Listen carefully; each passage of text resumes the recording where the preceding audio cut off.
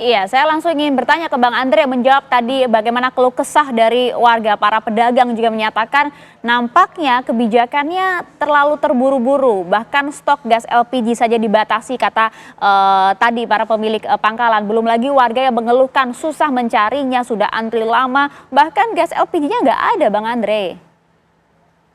Iya, sebenarnya kalau kita baca dari data yang saya dapatkan, pemerintah itu sudah bersama Pertamina sudah melakukan sosialisasi itu sejak November 2024, di mana Pertamina sudah mengajak 300.000 lebih pengecer untuk naik kelas menjadi pangkalan.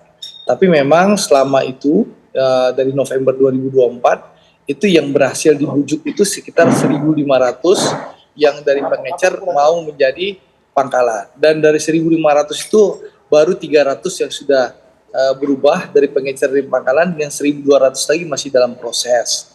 Itu data yang saya dapatkan. Jadi memang sekali lagi kita pasti masih butuh waktu ya. Pertama, memastikan masyarakat paham bahwa mencari LPG 3 kilo memang harus di pangkalan sekarang, dan setiap desa itu kan biasanya satu pangkalan satu desa. Ya, jadi masyarakat memang butuh effort yang lebih besar. Seharusnya keluar rumah 10 meter atau 20 meter ada warung, dia bisa beli. Sekarang mungkin dia bisa jalan sekitar 100 sampai 500 meter. Itu effortnya. Dan kedua juga masih banyak masyarakat yang belum tahu di mana pangkalan yang ada di desanya. Bang Andre. Yang ketiga tadi yang sampaikan Pak Somad soal kelangkaan ya. Nanti saya akan ingatkan Dirut Pertamina Patraniaga, Pak Rifa, untuk memastikan karena begini, stok LPG 2025 ini persis sama dengan LPG 2024. Jadi pemerintah sudah menyiapkan stok yang cukup sesuai kebutuhan masyarakat. Jadi kalau ada kelangkaan, berarti ada masalah distribusi. Nanti setelah dialog saya akan telepon, tadi titiknya di Cipinang, nanti saya akan minta di Pertamina Patraniaga memastikan distribusinya betul-betul sampai ke masyarakat. Seperti itu. Iya, nampaknya tidak hanya di Cipinang, kemarin kami juga mewawancarai beberapa pangkalan di kawasan Pulau Gadung juga menyatakan bahwa memang stoknya dari pihak Pertamina dalam hal ini Patraniaga yang memang dikurangi. Tapi harusnya dalam hal ini pemerintah kan punya solusi ya, Bang Andre? Ya, seharusnya tentu pemerintah punya, biasa dapat laporan dari pemerintah daerah kalau memang ada kelangkaan, ada kekurangan stok, Pertamina selalu melakukan operasi pasar yang dilakukan di pangkalan.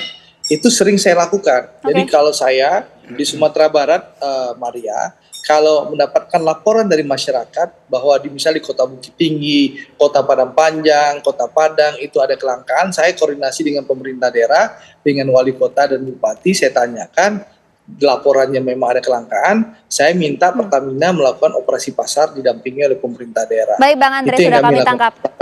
Baik, di studio Bang Andre ini juga sudah kehadiran nih teman satu komisi Bang Andre di sini ya. Sudah ada Mas Ismail selaku anggota Komisi 6 DPR fraksi PKS. Ya. Kalau tadi Bang Andre sampaikan ini memang sudah kebijakan yang tepat, masyarakat yang harus sabar saja karena ini masih masa transisi. PKS punya suara lain? Saya ingin menyampaikan bahwa tentu dari aspek niat pemerintah ini niatnya sudah sangat baik. Yang ingin dilakukan oleh pemerintah bagaimana ada harga eceran tidak melebihi dari HET yang pertama. Yang kedua ada stabilitas pasokan. Tetapi memang saya setuju tadi kata Bapaknya bahwa yang terjadi hari ini adalah kurangnya sosialisasi dan tidak adanya kesiapan. Saya menemukan banyak keluhan Mbak di bawah. Ada masyarakat menyampaikan ke kami tadinya dengan beli di warung harga 22.000, 23.000, sekarang harus tambah pakai ojek 20.000. Akhirnya jauh lebih mahal katanya. Memang kalau kebijakan ini mau dilaksanakan, tentu kami setuju kalau kesiapannya sudah sangat baik. Tapi secara prinsip bahwa ini niat yang baik dari pemerintah, kita harus dukung, tetapi perlu kesiapan dan perlu masih banyak evaluasi. Saat ini nggak siapnya seperti apa? Menurut saya kesiapannya pertama sosialisasinya minim. Yang kedua, pangkalan dan pengecer ini, jumlah pangkalan dibanding pengecer kan seharusnya ada di warung-warung terdekat dari masyarakat. Tapi nyatanya hari ini, pengecer yang tadinya boleh jualan, toh mereka cuma dapat untung 2.000 perak, 3.000 perak. Mereka nggak kaya juga dari jualan 2.000 perak, 3.000 perak. Tetapi sekali lagi bahwa kita dukung pemerintah dengan niatan baik ini, hanya saja butuh evaluasi, butuh kesiapan, sehingga semuanya betul-betul clear. Masyarakat tidak lagi dirugikan, tidak ada lagi antrian, tidak ada lagi pasokan yang terbatas. Iya, itu dia Pak Ali. Artinya masyarakat saat ini sebenarnya sepakat juga bahwa kebijakan ini memang untuk rakyat. Tapi tadi Anda sampaikan bahwa nggak bisa langsung dilakukan begitu saja tanpa ada sosialisasi yang panjang. Selama diberlakukannya sejak 1 Februari kemarin, apa sih suara-suara dari para pedagang di lapangan? Yang pertama, mereka sudah kesulitan mendapatkan gas LPG 3 kg. Dan ini kalau dibiarkan, pemerintah tidak memperhatikan, pedagang kaki lima itu, Mbak Maria, 2 hari tidak jualan, itu udah nggak bisa ngasih makan ke keluarganya. Ada anggota Anda yang kemudian kesulitan berjualan sejak diberlakukan kebijakan ini? Ada kesulitan berjualan karena tidak ada gas, begitu ya. Termasuk soto Lamongan, pecel lele, bahkan teman-teman warung Tegal, seluruh Jabodetabek sudah teriak begitu.